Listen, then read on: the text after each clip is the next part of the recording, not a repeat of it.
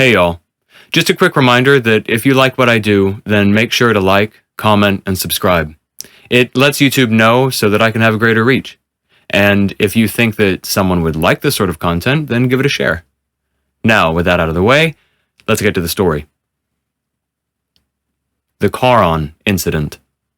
An original series by Charlie C.C. Thomas. Part 1.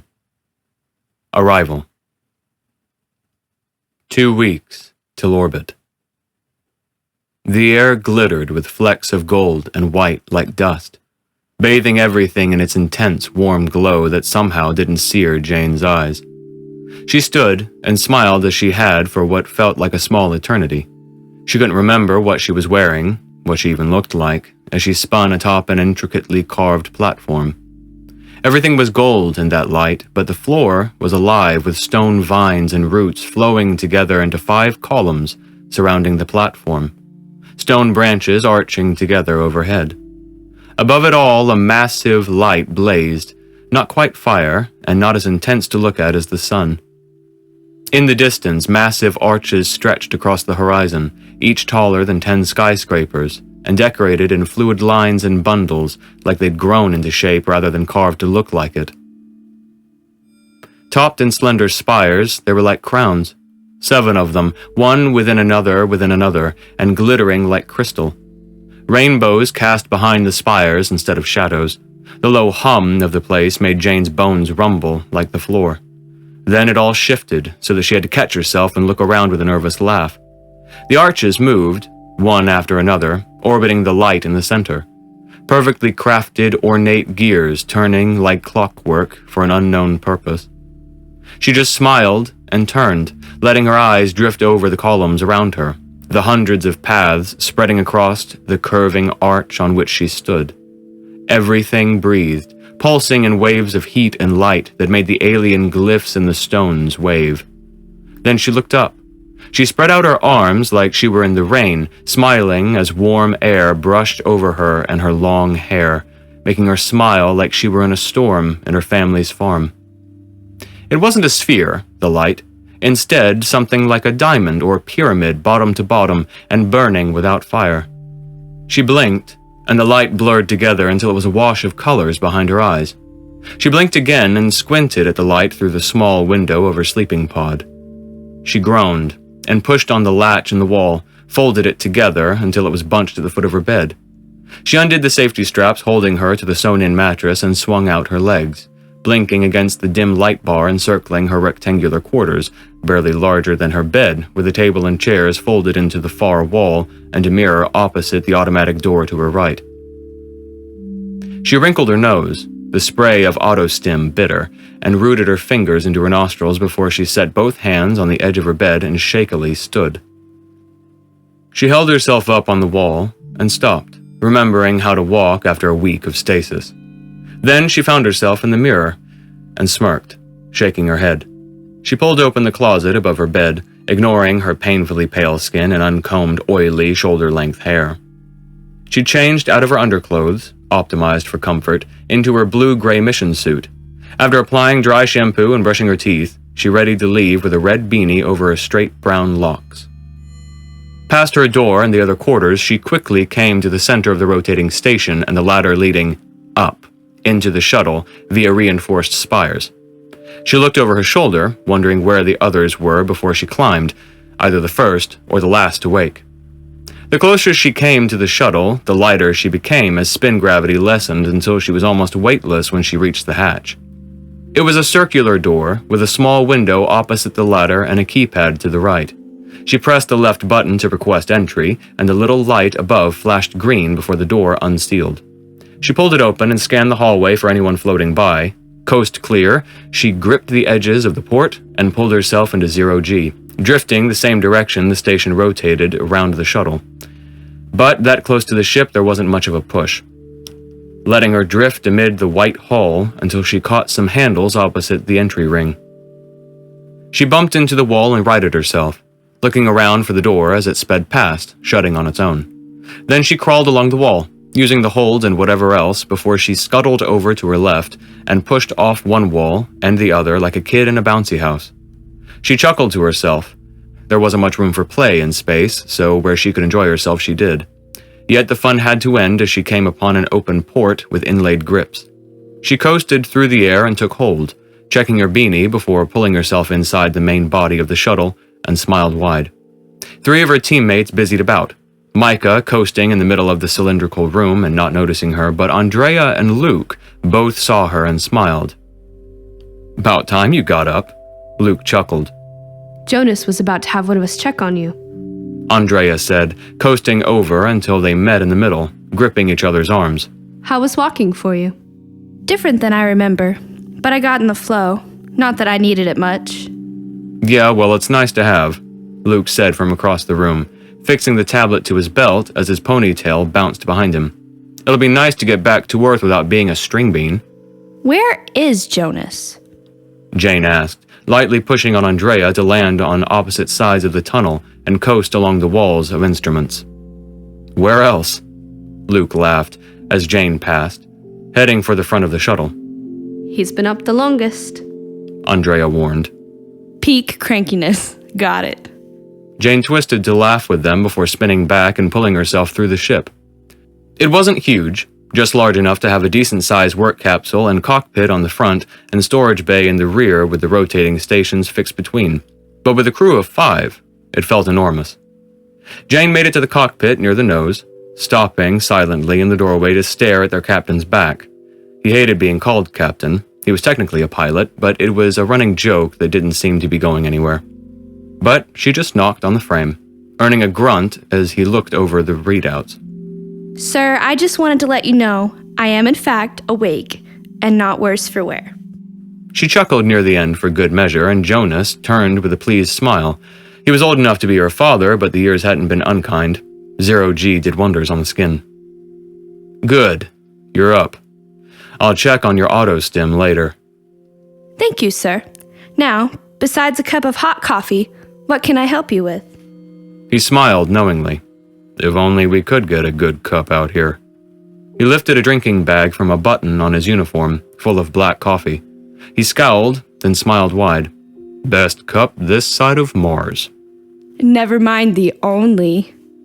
They chuckled as she entered the compartment and looked over the screens. Any new data about the area around the structure? Nothing we didn't already know.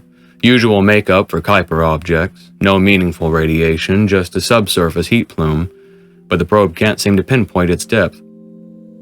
Jane looked over the data, disconnecting the tablet to scroll until she found the readouts for the local geology. Seismic activity's still high. Looks like fissures opened around the structure. Do we have visuals yet? En route, Jonas said. Should be here tomorrow. Jane nodded. You want me to take a look at these and give you a report, I take it? Jonas nodded. You're the best geochemist I got, Jay. She took his shoulder with a sarcastic smile. I'm the only one you got. Still the best. He quirked his head and chuckled. You should find Micah once you look those over. See if this could be a natural phenomenon. Don't let Luke hear you say that. I know. Jonas rolled his eyes. But how's about we don't go wishing for little green men just yet? You don't think that would be exciting? She asked, connecting the tablet to her belt as she steadied herself on the pilot's chair. He quirked his brow. Would you? Wouldn't that just make everything a little complicated for you, theologically? She rolled her eyes. Aliens on Pluto won't disprove God, Jonas. He smiled and shrugged. Then she pushed off the chair and floated for the door. Don't let yourself get in a tizzy over the greens, Jonas. It's the grays you have to watch out for. And the reptilians. He rolled his eyes and shooed her away before returning to the monitors. The end of her shift couldn't come soon enough. Jane yawned as she staggered into her quarters, limbs twitching as she fought the spin gravity and opened the wall of her bed to roll inside. She sighed and shut her eyes, groaning before strapping down and finally dropping her head. The moment she shut her eyes, the waking world was swallowed up by dream, the same one she'd had for months coming in and out of stasis. The shining light and beautiful arching rings. Only this time, she wasn't on the rings as they orbited the burning diamond in the blinding halo of light. This time she stood amid them all, on an open court of stone shaped like water frozen in time. She looked around at the short stone walls surrounding her and grinned at the writing, almost like cuneiform or hieroglyphs, but more regular. She approached and touched the wall, chuckling at the silken surface's tickle. She followed the wall, hand-tracing it as she looked up at the gargantuan slopes of the pyramid.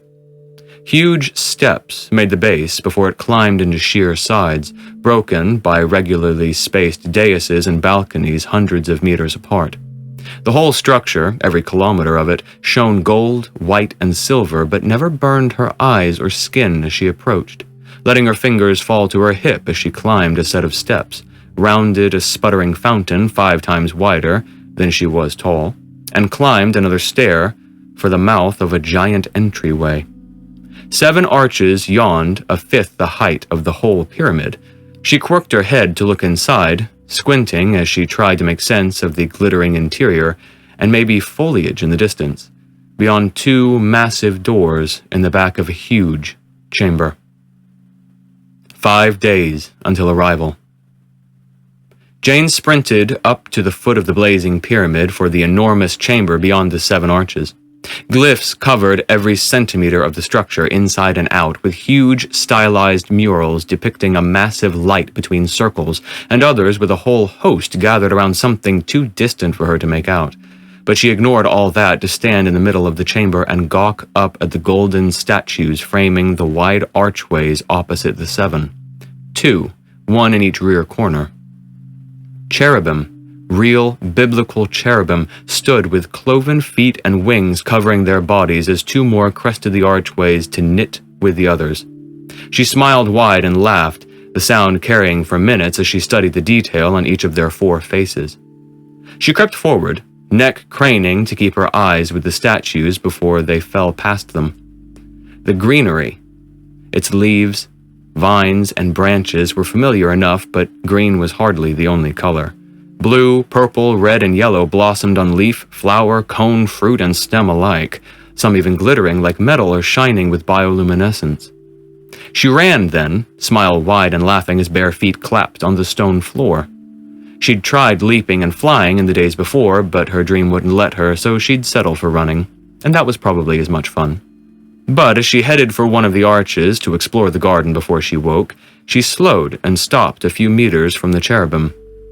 She furrowed her brows and crept forward, squinting and tilting her head to better study what had to be another statue under the arch, then jumped back and balled her fists when the figure lifted its arm and motioned her forward. She froze and stared, tall and stunning as everything in that place, with a narrow floor-length gown pinned to its broad shoulders. It motioned her forward again, and after looking around, she figured there couldn't be much harm. It was just a dream, after all.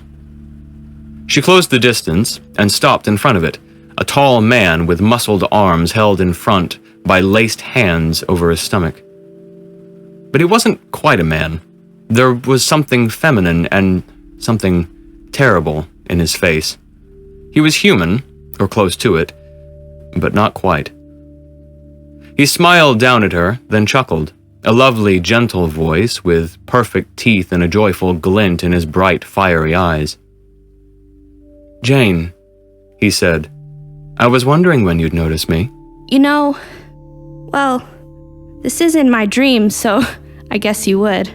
He smiled again and motioned into the room beyond the arches. "Come. There are things you'll want to see and things you need to hear." She furrowed her brow, but nodded, coming to the man's side as they strolled past the cherubim into a sprawling rainforest enclosed in a gold and white dome, glistening like the sun. "This is the garden. It's my favorite room." He smiled and led her forward. "It's a joy to tend. There's something rewarding about working with your hands. I'm sure you can appreciate that." Because I grew up on a farm? He chuckled. "The very thing that launched your love for the earth and all its make. The very thing that set Mike on his path, too." She furrowed her brows and looked up at him as they strolled down a dirt path, little creatures chittering unseen in the branches and brush. "He grew up in the country and fell in love with the night sky," the man said, smiling wide in a sad way. "A shame he set down his faith, though. Yet even the faithless can appreciate beauty. I don't think I knew that. No, I just told you. You don't know much about Micah, do you? He'd stay out here forever if he could. You should tell him to go back home and visit his sister before she sells the house. He'll want to say goodbye. She stopped and stared as the man turned to face her. What is this? An instrument. But instead of sound, it uses light to bring beauty. The man gestured all around with a wide smile, hands calloused. No, what? The structure, you call it.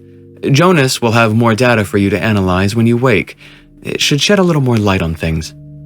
He chuckled to himself, if you'll pardon the pun. What are you? What is this? Is this a dream? I'm the instrument's caretaker, and I've been sent to talk with you, guide you. And yes, this is a dream. Is this real? Yes, though I'm sure Andrea would argue that a virtual reality would be just as real, so maybe real isn't quite the right way to think about it.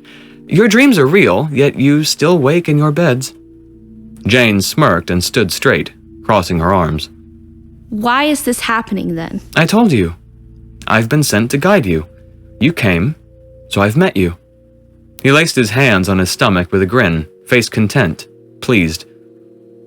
Be sure to talk with Luke. You'll need to soon anyway. Ask him about his ring. He needs someone to talk to. Then he set his hand on her shoulder, and his skin became white light. It's time to wake up now. In a blink, she flickered her eyes open, looking down on the straps holding her to the bed. She lifted her wrist for the time and groaned at the early hour. She laid back down and shut her eyes, trying to fall asleep, but it wouldn't come. She undid the straps and stood, helping herself up with a hand on her closet. She pulled the tablet off of its charger, opening a new note file and jotting down the dream like she had done since they'd begun their approach of Charon. When she was done, she took her tablet with her to the shuttle, coasting around and finding no one, so she went to the other rotating station, climbing down the ladder until she came out on the recreation area. She scanned the open space, a small lounge in one corner, a stocked cafeteria, a game section, even a screen for watching movies so they wouldn't go crazy on such a long mission.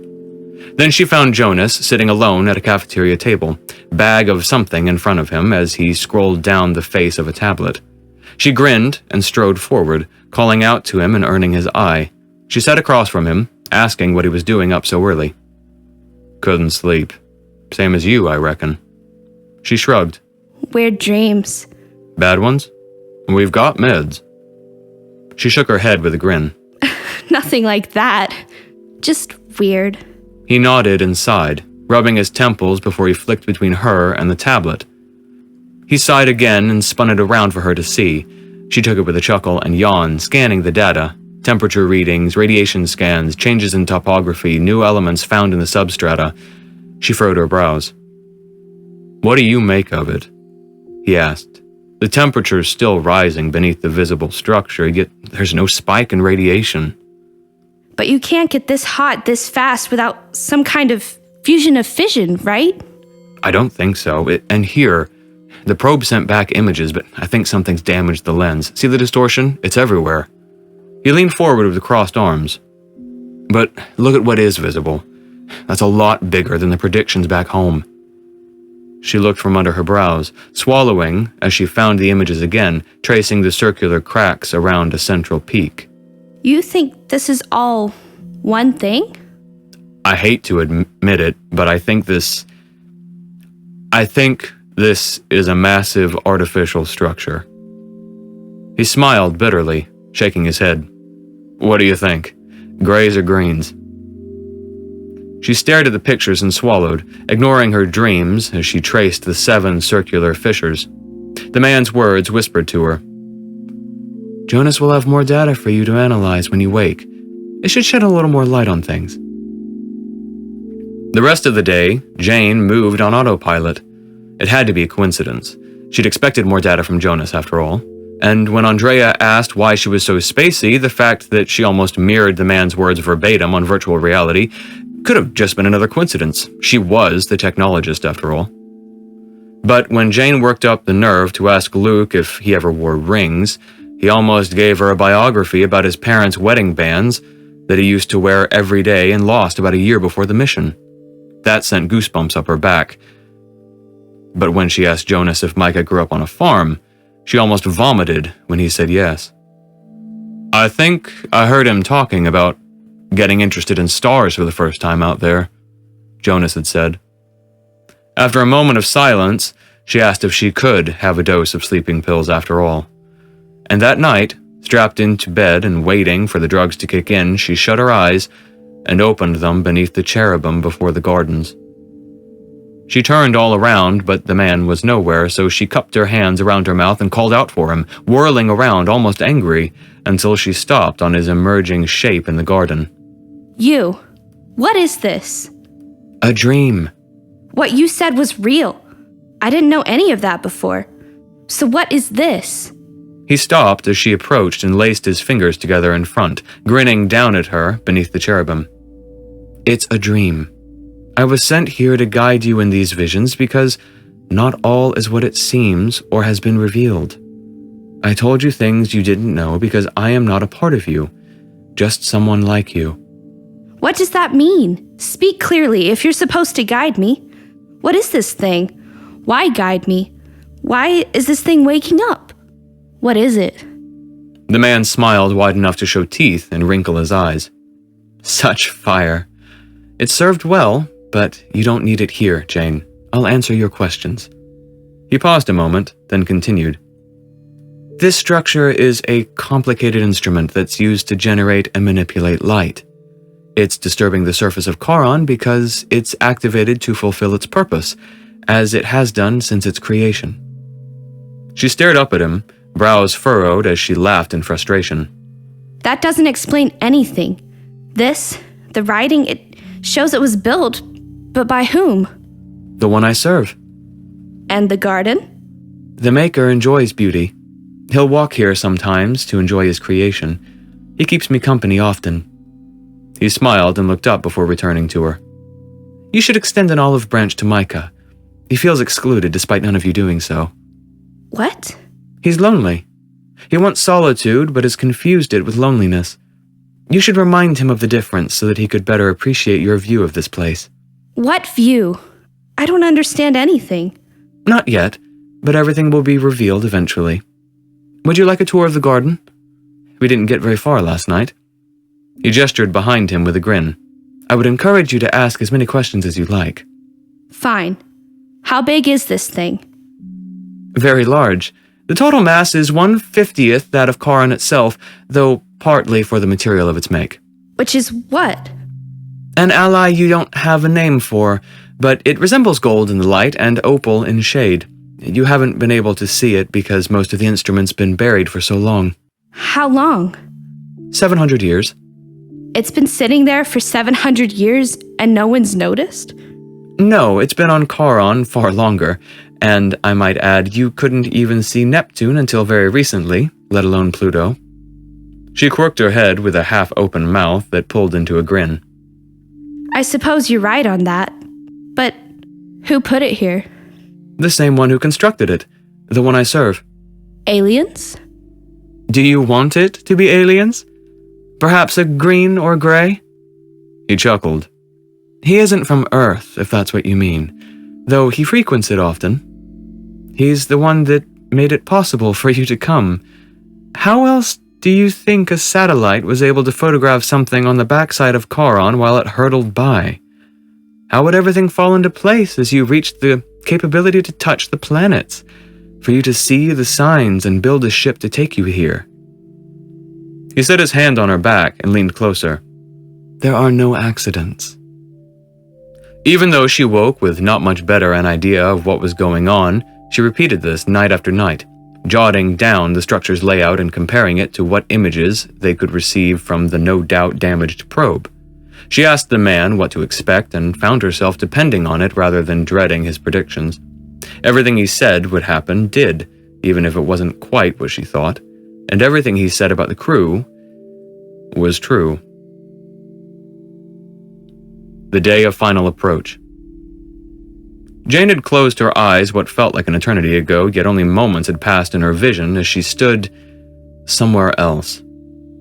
The sky was black with speckled stars, and a huge planet dominating the middle of it, with brown and red craters.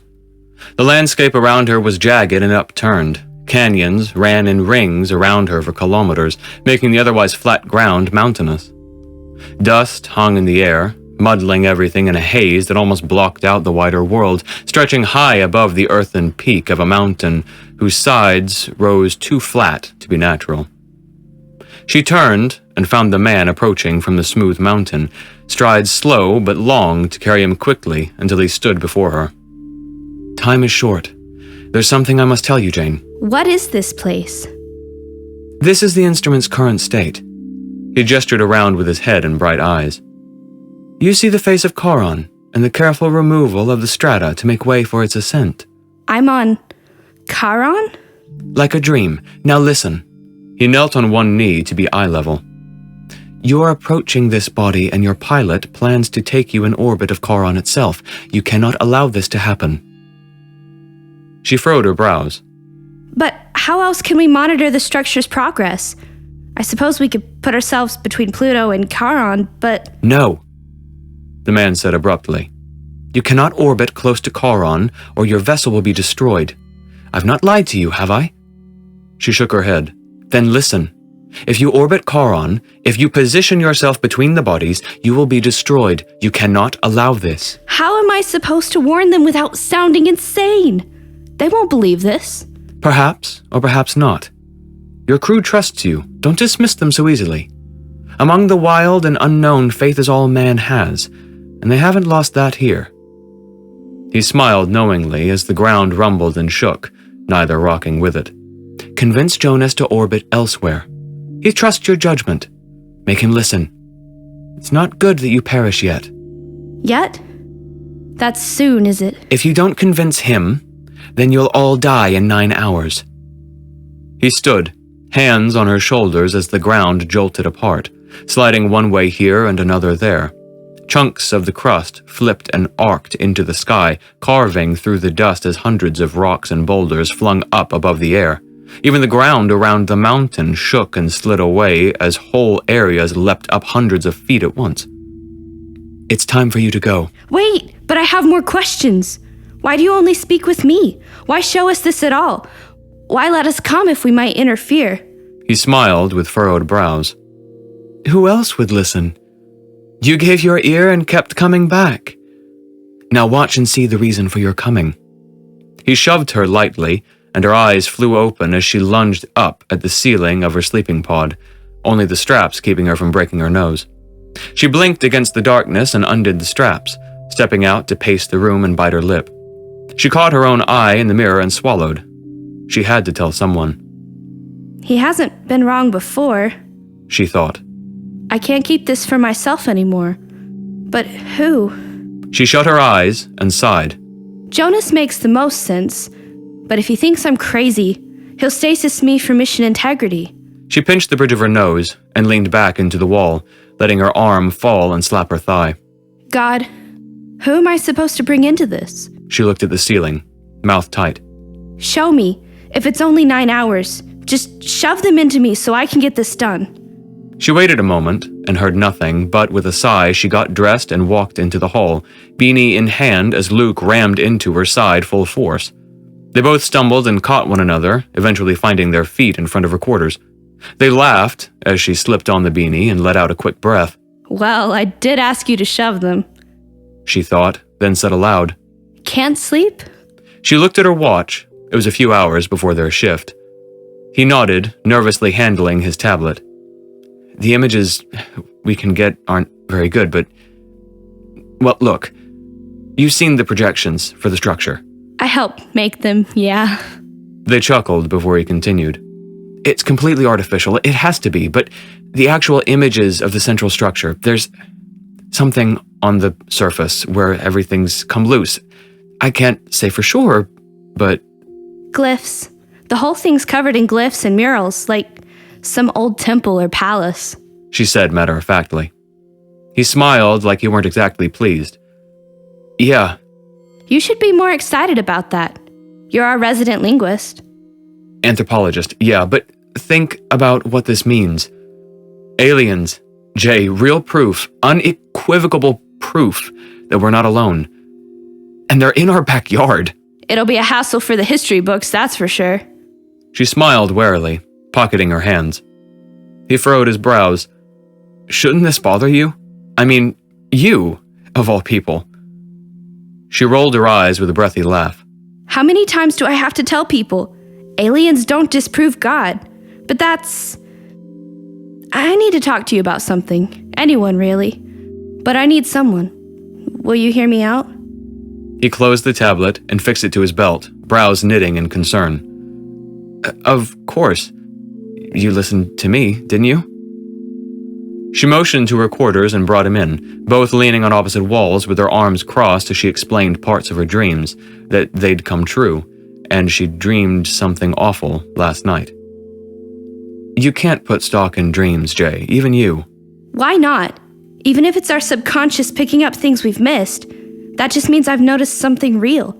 And part of me seems to think that whatever that is, be it the ship, the orbit, the whole event, is going to kill us if we keep course and make orbit around Charon. It's possibly just nerves. I mean, I'm jittery too. This isn't nerves, Luke. This is something else. She could see the man's face as the ground broke apart and erupted into mountains. She shook her head. I have this awful feeling something bad will happen. I'll tell you what. Why don't we just ask Jonas for the readouts? Luke motioned for the door. There's no point in playing at it. Let's just find out. They should be from a few hours ago, and we'll have more the closer we get. She chewed her thumb. I know you don't believe me about my dreams. I haven't told you everything, but you'd probably just think I'm a nut. But if we survive this, I don't need to bet you anything. Every single surface of the instrument will be covered in glyphs like you've never seen, inside and out. Did you see that in your dreams? She nodded, and he grinned. I've been dreaming about the structure too. Well, what I think it looks like anyway. Didn't turn out like I envisioned at all. She nodded and sighed. Mine did. That's how I helped build the 3D model. He stared for a moment before a nervous smile lifted his lips and fell when she stared at him, then again before she sighed through her nose and headed for the door. Come on, you're right about the data. If nothing else, it'll give me something to do other than stress. See? Nothing, Jonas said in the cockpit. The probe must have passed behind Charon. It was sending a steady stream an hour ago, and then, bloop, nothing. He motioned to the monitor. Luke flicked to Jane for a moment, then leaned close to it, eyes skimming the data. Did it say anything out of the norm? Anything different? Dangerous? Jane asked. Jonas flicked between them with a grin and a breathy chuckle. Dangerous? You guys not telling me something? Jane looked between Luke and Jonas and sighed. I don't have proof, sir, but I've been having dreams, and they're coming true. Jane. If we orbit Charon, we'll die. She said flatly. You know I'm not crazy. Look at my work since we've been on approach. I'm normal, Jonas. You know me. I don't just freak out and think we're gonna die. That doesn't mean you're right, Jay. You said yourself you don't have proof. Jonas pursed his lips and looked back at the monitor. There was something weird before we lost connection. A huge surge in seismic activity? Complete resurfacing around the central structure? Jane asked, arms crossed and eyes wider than she'd like, half hoping it was all just a fantasy. Jonas furrowed his brows and frowned, staring for a moment. Yeah. Did you access the data? Sir, I'm telling you something isn't right. We might not be able to see it now. Call it a gut feeling if that makes it easier. But I know something's happening. If we orbit Charon like we're supposed to, we'll die. 2 hours passed. 2 hours of Jane, Luke, and Jonas in the cockpit scanning the same data, waiting for more news, until the rest of the crew coasted into the shuttle. What do you mean we lost contact with the probe? Andrea asked. I mean, it never finished the last data stream and won't respond to manual update requests, Jonas said, arms crossed as everyone hugged the walls of the cockpit. What did it say last? Micah asked. Extreme increase in seismic activity. Not to mention the energy spiked. It's a total resurface event. Jane answered.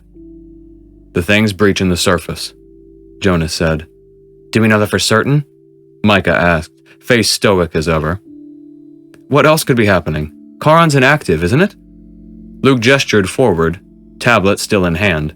We need another trajectory course, Jane said, crossing her arms and flicking face to face. Do you know how much fuel that'll cost us? Micah asked with a raised eyebrow. If we divert now and keep approaching, we'd have to stay in orbit another 4 months to mine enough chemical fuel from the surface. If we do it closer to the system, we'd have to fight more gravity, Andrea offered. And run the risk of running into whatever knocked the probe out, Jonas continued. It's been suggested to me to find another place to orbit. What? Andrea asked. We'd have to stay out here even longer if we orbit Pluto. We'd barely get to see the structure without the probe. We only have so much food. Micah set his hands on his hips, face a hair from scolding the others. We can mine for fuel and oxygen and create our own water, but we don't have enough food to last us 6 months on top of the 4 we're projected to be here, even if we cut down to a third ration a day. The Lagranges. Jane offered. 4, 5, and 1 offer stable orbits and a direct visual of the structure, even more than if we orbited Charon. We don't know if those are open anymore, Jonas countered, earning a nod from Jane as she thought. What if? Andrea offered, eyes distant.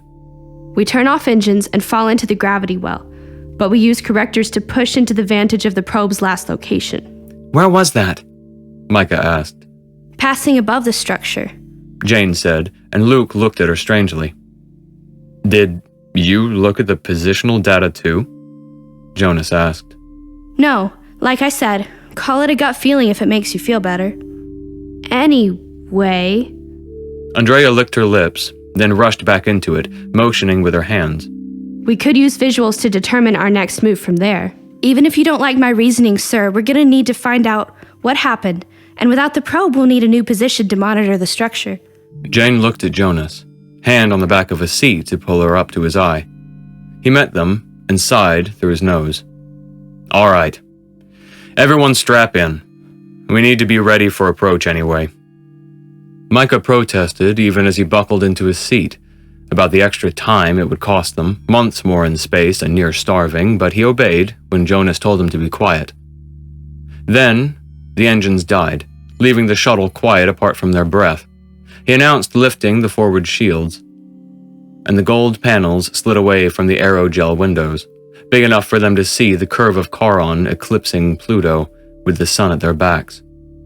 Just like in her dream, the dull moon slid over the dwarf planet's red, brown, and white pockmarked face.